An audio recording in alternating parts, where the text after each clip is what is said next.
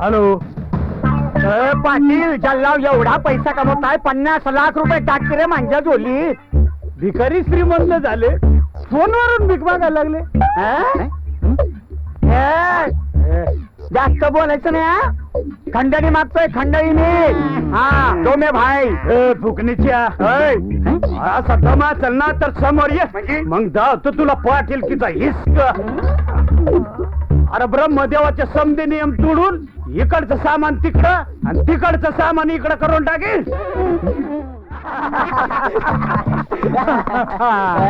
कणकवलीचं भुरचं चोर नाही डोम्या भाई.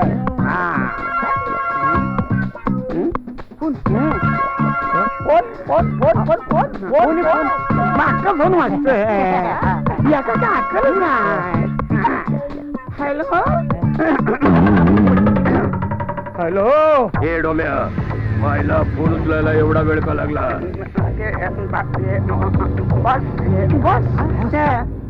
मका कळायलाच तयार नाही फोन बेल बेल वाजते म्हणून. मका वाटलं ते डब्यानंच पुस्तक सोडली म्हणून.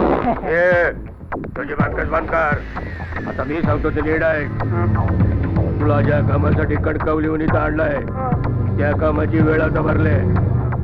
50 लाखाचं डील आहे. त्या श्रीधर पाटलाकडनं खंडणी वसूल करायची आहे. कळलं का? 50 लाख रुपयांची खंडणी श्रीधर पाटलाकडून वसूल करायची आहे. होय. अरे बॉस तो श्रीधर पाटील म्हणजे काळा गेंडाच ना.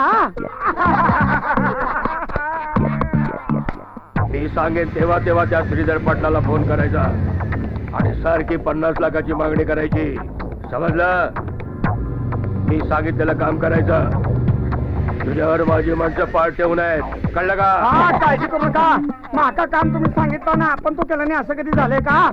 करणार 101% डोमे भाई काम करणार. बस तर तुम्ही आपल्याला गोडाऊन बिडवून दिलंय एकदम पॉश करून टाकलं एका रात्रीमध्ये म्हटल्यानंतर आपण काम करणार म्हणजे करणार. तुझ्या औषधीच्या आणि तुझ्या काम करणार म्हटलं ना औषधीचा भाऊ तुझ्या आपण मोहडला तुझा तिरडीचा बांबू केला तर आकाश कंदील लावला तुझ्या दिवाळीला तुझ्या घरात. स्वतःला काय समजतो काय? हे बघ बॉसला शिवाय द्यायलाच पाहिजेत.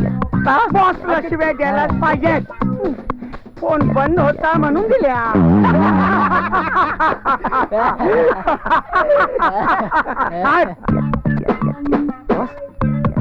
50 लाख. बॉस पुस्कीचं काय बोलला होता? पुस्की जरा का भाई काही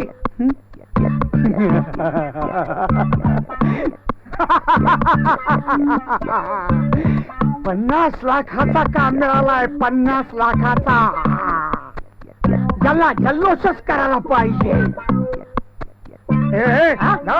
कुठं नारळ घेऊन ये. नारळ फोडायचा. जा जल्लोष करायचा जल्लाव. एक आणू का 100? एक आणू का 100? एवढं पण कळत नाही. एक आणतात का 100 आणतात म्हणून.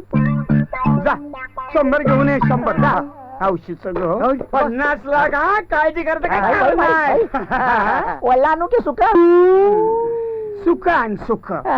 सुकान आणि फोड माझ्या डोसक्यावर. हो चल मला सांगतोय एका पंटर अक्कल नाही. सगळं येड येड्याची वस्ती धिंगामस्ती म्हणतात ते यालाच. नीट दाब. हे 50 लाख रुपये कसे काय मागायचे त्या पाटलाकडनं मला काही कळलं. 50 लाख रुपये कसे आणायचे काय ना बघ लय दे. फोन उचलायचा. काकू पाटलाला फोन लावायचा आणि बोलायचा. एका वर्षासाठी 50 लाख रुपये पाहिजे. व्याजा सकट परत करेन.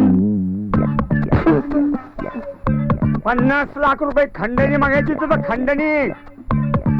व्याजानं नाही घ्यायचे 50 लाख. आणि माका सांगताय व्याजा सकट परत कर म्हणून. कुठल्या नक्षत्रात माणसं जमा झालीत माझ्याकडे पंटत म्हणून. तिथं कर्ज नाही. 50 लाख रुपये मागायचे आहेत. अरे नारळ आणली. नका नारळ. अरे फसला झालं रे. फोडा आता नारळ फोडा. कुठं फोडू भाई? येडा माणूस आहे. फोड माझ्या टाळकीवर फोड आता. इचारा करून बोला येडा येतो. काय तर काय त्याला कळत नाही तरी आपण तरी काय करणार. तो फोडणार म्हणजे औषीचा तुझ्या जडला तुझा मोहरा करपटला खाली बाई झोपू नका अजून 99 नारळ बाकी 99 नारळ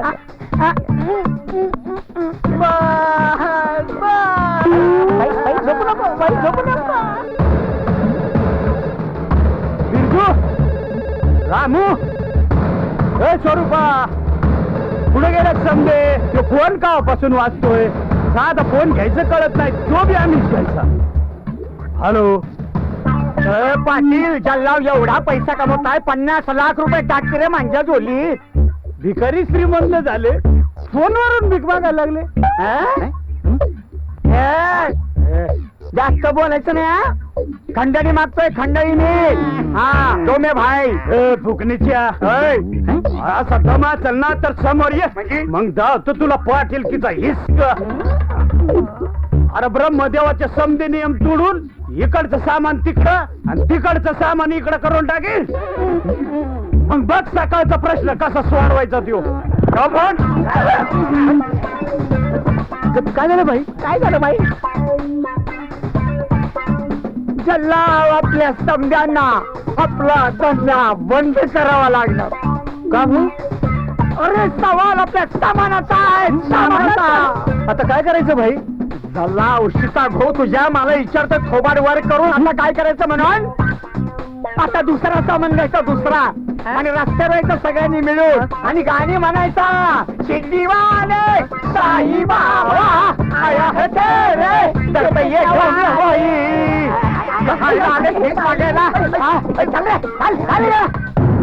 चोर साले माझ्याकडे खंडणी मागतात काय हो काय झालं एवढं रागवायला काय नाही हो काल एक दिवशी पोर माझ्याकडे 50 लाखाची खंडणी मागतोय आरामखोर खंडणी तुमच्या संपत्तीवर कुणाचा तरी डोळा असेल हो नाही ते जाऊ द्या हो अहो आपल्या 500 एकर जमिनी लगतच 200 एकर बागायती जमिनी घेतली टीव्ही एकदम सस्त्यात बरं का आणि हो 500 मशीनच्या दुधाचे 84,000 रुपये आले ते बँकेत तुमच्या अकाउंटला टाकलेत बरं का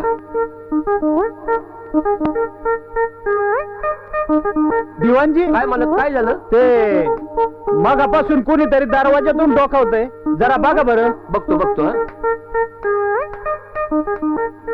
कुणीतरी पारका बांधून दिसतोय काय रे काय काम आहे कोण पाहिजे तुला मला श्रीधर पाटलांना भेटायचंय पाटील तू मला भेटायचं म्हणतोय बरं बरं बोलवा त्याला ये ये बाबा ये आता तुम्ही सांगितलं तसं तर वेळ राक्षसच आहे आता काय होते का कळत नाहीये बसा काय नाव तुमचं माझं नाव आदित्य पटवर्धन मी अंजलीचा मित्र आहे अंजलीचा मित्र हो उठ उठ आणि काय सांगायचं तुला एका मिनिटात सांगायचं लगेच कळटायचं मी आदित्य पटवर्धन मी सिव्हिल इंजिनियर आहे माझा आणि अंजलीचं एकमेकांवर खूप प्रेम आहे आम्ही पळून जाऊन लग्न करणार आहोत पण आम्हाला आपल्या परमिशननीच लग्न करायचं आहे आपण परमिशन दिली तर ठीक नाहीतर आम्ही पळून जाऊन लग्न करू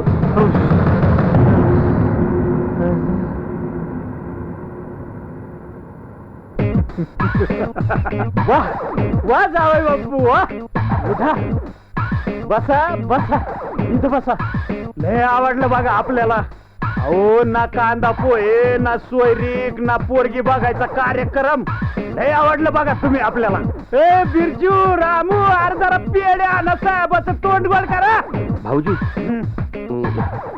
जरा इकडे काय मामा झाला का तुमच्यातला दिवाणची जागा ते काय बर का मामा जे विचार करतात ना ते आमच्या भल्याचाच करतात बघा असं? तेव्हा आता काय म्हणतात ना ते बघून येतो तुम्ही बसा येतो मी मामाचं ऐकून जरा बोला मामा नाही मी काय म्हणतो भाऊ पहिल्या बायकोच्या 7 मुलांची लग्न व्हायच्या अगोदर दुसऱ्या बायकोच्या मुलीचं लग्न करणं बरं दिसतं का अहो गावातले लोक आपल्याच म्हशीचं शेण आपल्या तोंडात घालतील ते समज खरंय हो पण वर्गालाही बीएस आहे बघा अहो दिसायला सुंदर आहे इंजिनियर आहे स्वतःचा धंदा आहे ते काय नाही बघा असं स्थळ सोडून जमणार नाही हा विचार करायला पाहिजे काहीतरी काहीतरी दुसरा विचार करा. डोकं चालवा मामा, डोकं चालवा. चालवतो, जरा विचार करू दे की, विचार करू दे की.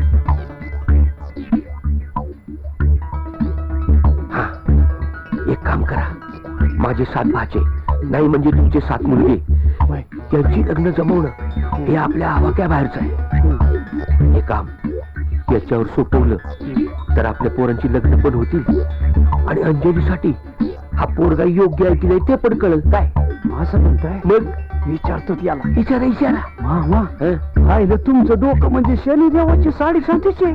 शनिदेवच आहे. असा अडकवतो त्याला 7.5. तुम्ही नुसतं बघतच राहा. अडकवा चांगलं 7.5 चांगला अडकव. जावा.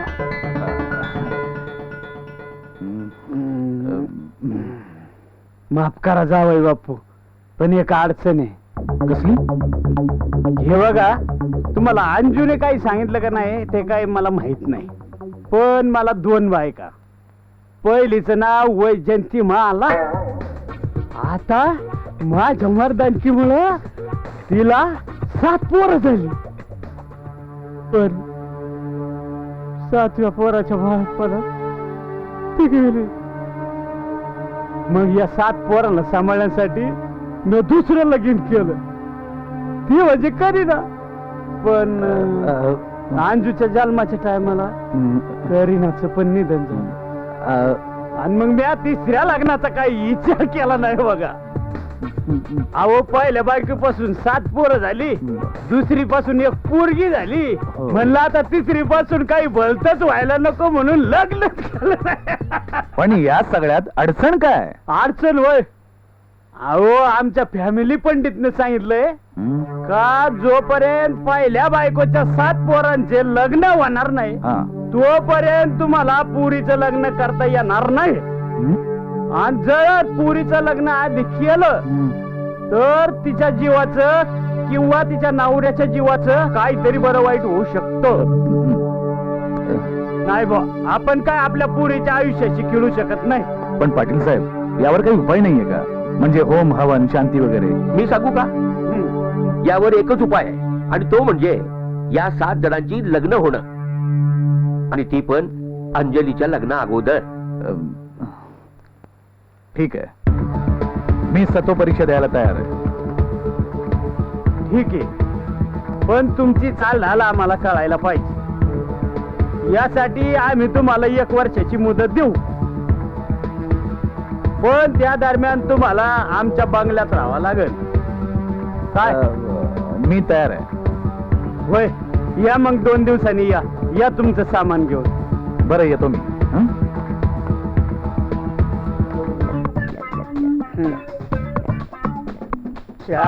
मायचो श्रीधर पाटील, औशीचं घो तुझ्या. हॅलो, हे पाटला, डोमे भाई बोलता हूँ. हा, 10 वेळा एक गोष्ट सांगायला विषय नाही आम्हाला. 50 लाख रुपये पाहिजे म्हणजे 50 लाख रुपये पाहिजेत. हे ऐकतो ना, हे वेड्या काळ्या टेण्या, ऐक. हा, मका जादा बोलायची सवय नाही. आता पुण्यांदा फोन करणार नाही मी. आता पुण्यांदा फोन करणार नाही. जे काही करायचं ना ते मग तिथं प्रत्यक्षात करून दाखवेल, कळलं का नाही? डोम्या भाई बोलतात मला, डोम्या भाई. अरे तुला असा उभा कापल, आडवा कापल, बसायचे वांदे करून ठेवला. हा, याच्या बाईला याचे काय झालं? कोणाचा फोन होता? त्या डोम्या नावाच्या नागाचा 50 लाखाची खंडणी मागतोय. त्या डोम्याला ना कसा ठ्याचा काय कळा ना बघा दिवंजी. आता अहो, कशाला जीवाशी खेळताय? देऊन टाका की 50 लाख. नाही म्हणजे जीवापेक्षा पैसा भारी आहे. होय, हा श्रीधर पाटील कोणाच्या फुसक्या धमक्याला घाबरत नाही. आज 50 मागितले, उद्या परत जादा मागन. करू द्यात, काय करायचं त्याला बघून घेतो म्या.